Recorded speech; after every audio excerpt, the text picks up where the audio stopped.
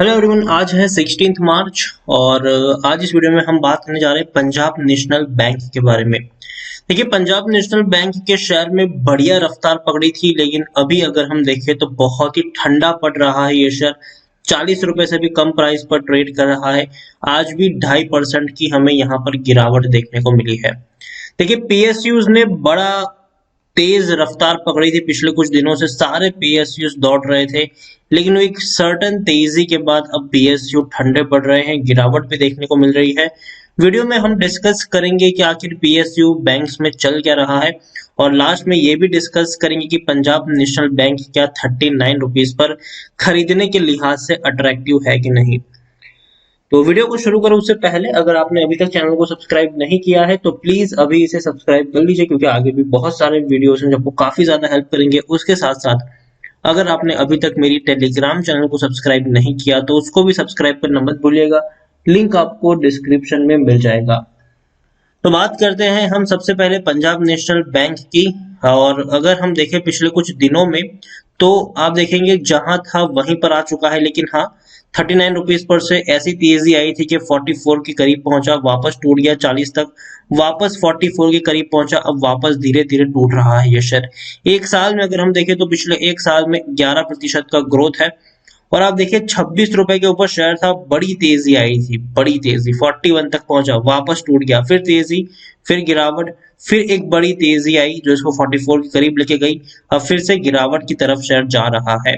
जो तेजी आई थी पहले वो इसीलिए थी क्योंकि कहीं ना कहीं लग रहा था, जो रिपोर्ट सामने आ रही थी वो ये थी कि सरकार प्राइवेटाइजेशन करने वाली है बहुत सारी बैंकों में, और उस बैंक की लिस्ट में पंजाब नेशनल बैंक भी हो सकता है। लेकिन हाल फिलहाल में एक बड़ी खबर आई है कि बैंक प्राइवेटाइजेशन को लेकर बड़ी खबर आई कि PNB, union Bank, Canara bank, Indian bank, Bank of Baroda and SBI will not B privatise. तो ये, हालांकि एसबीआई तो कभी भी प्राइवेटाइज होने वाला था ही नहीं, लेकिन Punjab National Bank, Union Bank, Canara bank, Indian bank और बैंक ऑफ बड़ौदा अब ये भी प्राइवेटाइज नहीं होने वाले हैं। और इस एक खबर ने इन सारे शेयर्स में गिरावट लाने का काम किया है। आप देखिए, पीएनबी टूट रहा है, बैंक ऑफ बड़ौदा भी टूट रहा है, उसके अलावा यूनियन बैंक में भी गिरावट देखने को मिल रही है, इंडियन बैंक में भी गिरावट है, सारे बैंक्स में गिरावट देखने को मिल रही है। पीएसयू की अगर हम बात करें तो न्यूज कुछ इस तरीके से थी कि public sector bank namely Punjab National Bank, Union Bank, Canara Bank, और अगर आप देखें where part of private consolidation will not be included in privatisation. और यहां पर ये भी लिखा है एटलीस्ट इन फर्स्ट राउंड। हालांकि ये एक ट्रिक है कि कहा है कि भैया ये प्राइवेटाइज नहीं होगी, लेकिन हाँ उन्होंने बाद में ये भी लिखा है। देखिए, नीति आयोग जो रिपोर्ट बना रही है, ठीक है, उसमें ये है कि पहले राउंड में उन कुछ कंपनी होंगी, बैंक्स होंगी जिसको प्राइवेटाइज किया जाएगा, दूसरे राउंड्स में दूसरी कंपनियां होंगी, बैंक होगी। तो पहला जो राउंड है, एटलीस्ट उस पहले राउंड में ये बैंक नहीं है।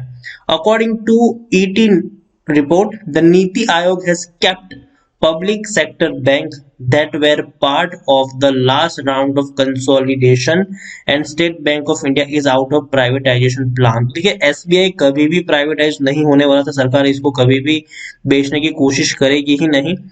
The government will take soon a call on two bank and other general insurance that will be taken off privatization। देखिए, तो दो बैंक है, हालांकि एक आईडीबीआई बैंक काफी प्रबल दावेदार है इन सारी लिस्ट में, उसके अलावा जो जनरल इंश्योरेंस की कंपनीज है उसको भी बहुत जल्दी प्राइवेटाइज किया जा सकता है, इसमें भी कोई शक नहीं है। अब देखिए, in addition Indian Overseas Bank, Central Bank of India and UCO Bank are under the prompt correction action framework of Reserve Bank of India, leaves only Punjab Sindh Bank, Bank of Maharashtra, Central Bank of India to be privatise. तो देखिए, यहाँ पर अगर हम देखें तो overseas bank हो गया और यूको बैंक हो गया, ये ऑलरेडी आरबीआई के एक्टिव फ्रेमवर्क के अंडर में है, ठीक है। ये अभी तो मतलब इनका तो नहीं, प्राइवेटाइजेशन अभी नहीं हो सकता। लेकिन बाकी जो बैंक बची, अब कौन सी बैंक बची, तो भैया पंजाब एंड सिंध बैंक हो गया, बैंक ऑफ महाराष्ट्र हो गया, सेंट्रल बैंक ऑफ इंडिया हो गया। तो ये तीन बैंक है जो प्राइवेटाइजेशन की लिस्ट में है। तो देखना इंटरेस्टिंग होगा कि आखिर किन बैंकों का नाम आता है। हालांकि जो चर्चे थे बड़े बैंक्स के, वो तो अब पहले, एटलीस्ट पहले राउंड में तो बाहर ही है। दूसरे राउंड में देखते हैं ये क्या होता है, लेकिन पहले राउंड को खत्म होने में ही काफी लंबा वक्त निकल जाएगा, और जब तक दूसरे राउंड की बारी आएगी तब तक 1 साल ऑलरेडी कंप्लीट हो चुका होगा। तो कहना मुश्किल है अभी के लिए इन सारी बैंकों का कि कब प्राइवेटाइज होने वाला है। लेकिन एक और खबर भी है कि इस प्राइवेटाइजेशन के चलते स्ट्राइक पर भी लोग चले गए हैं। आप देखिए, बैंकिंग सर्विस हिट हो चुकी है as PSU bank go on 2 day strike to protest again privatisation.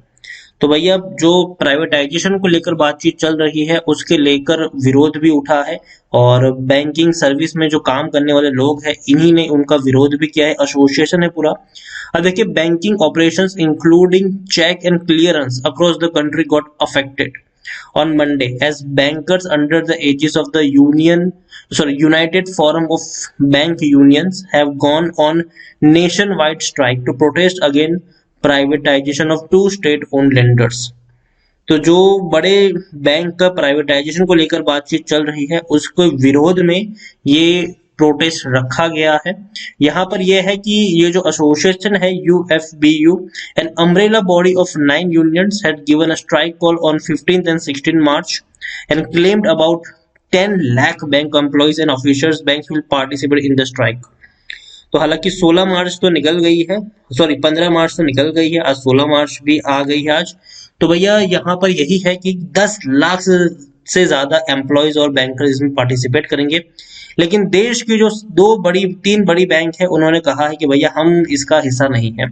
However, the branches of private sector lenders like ICICI, HDFC and Axis are not open as they are not part of any strike। इनका कहना है कि भैया हम किसी भी strike का हिस्सा नहीं है। दूसरी तरफ अगर हम देखने जाएं तो और भी कई सारी बैंक है जो इससे इफेक्ट हो सकती है, बैंक जो स्ट्राइक से। तो जो some bank branches that affected due to strike, वो एसबीआई है, इंडियन बैंक है, पंजाब नेशनल बैंक है, Bank of Baroda, Union Bank, Punjab and Sindh Bank, Bank of Maharashtra, UCO, IDBI Bank, Karnataka Bank और फेडरल बैंक। ये सारी ऐसी है जिनको थोड़ा सा असर पड़ सकता है, लेकिन अब तो स्ट्राइक खत्म भी हो चुकी है तो ज्यादा फर्क नहीं पड़ने वाला है इसके ऊपर भी। तो overall Punjab National bank at least 1 साल के लिए तो मुझे लगता नहीं कि अब प्राइवेटाइजेशन की लिस्ट में आ सकता है, क्योंकि पहले भी ऑलरेडी अगर हम देखें तो पहला जो ड्राफ्ट होगा प्राइवेटाइजेशन का उसको लाने में ही अभी 3-4 हफ्ते का वक्त लग जाएगा, उसके अनाउंसमेंट में ही लगेगा। उसके बाद पूरी की पूरी जो प्रोसेस होगी उसमें और लंबा वक्त निकल जाएगा। उसके बाद दूसरा ड्राफ्ट पे नीति आयोग काम करेगा, तो काफी लंबा प्रोसेस होगा यहाँ पर। लार्ज कैप शेयर है, 42,000 करोड़ से भी ज्यादा का इसका मार्केट कैप है। एनएससी में देखें तो तकरीबन 10 करोड़ के आसपास का वॉल्यूम ट्रेड है। काफी बड़ी क्वांटिटी में यहाँ पर खरीदारी बिकवाली हुई है। प्रमोटर के पास 76.87% की होल्डिंग है, 3.81% की होल्डिंग एफआईएस के पास है, 0.60% की होल्डिंग म्यूचुअल फंड के पास है, 8.28% की होल्डिंग इंश्योरेंस कंपनी के पास देखने को मिल रही है। एलआईसी के पास भी एक बहुत बड़ी होल्डिंग है, 7.73% की होल्डिंग एलआईसी यहाँ पर ओन करती है। प्रमोटर यहाँ पर सेंट्रल गवर्नमेंट और स्टेट गवर्नमेंट है और एक भी शेयर गिरवी नहीं है। यहाँ पर एक और चीज अगर हम देखें पीएनबी के बारे में, तो टेक्निकल रेटिंग अभी न्यूट्रल है, क्योंकि प्राइवेटाइजेशन की बात अब बंद हो चुकी है। यहाँ पर सीधे सीधे ना का सिग्नल लग चुका है, एटलीस्ट पहले ड्राफ्ट में तो नाम नहीं है, तो इसके चलते थोड़ा सा प्रेशर इसके ऊपर जरूर क्रिएट होगी। ऑलरेडी बहुत बड़ी रैली हमें देखने को मिल चुकी थी। According to Money Control user 94% लोग खरीदने की सलाह दे रहे हैं, 6% लोग बेचने की बात कर रहे हैं। यहाँ पर मतलब काफी ज्यादा लोग अभी भी यहाँ पर पॉजिटिव है और होना भी चाहिए, क्योंकि अगर हम देखने जाए तो ओवरऑल बैंक के परफॉर्मेंस में सुधार है। अब देखिए, रेवेन्यू जहां पर 13,000 करोड़ के आसपास के थे, अब वो 20,000 से 21,000 करोड़ तक पहुंच चुके हैं।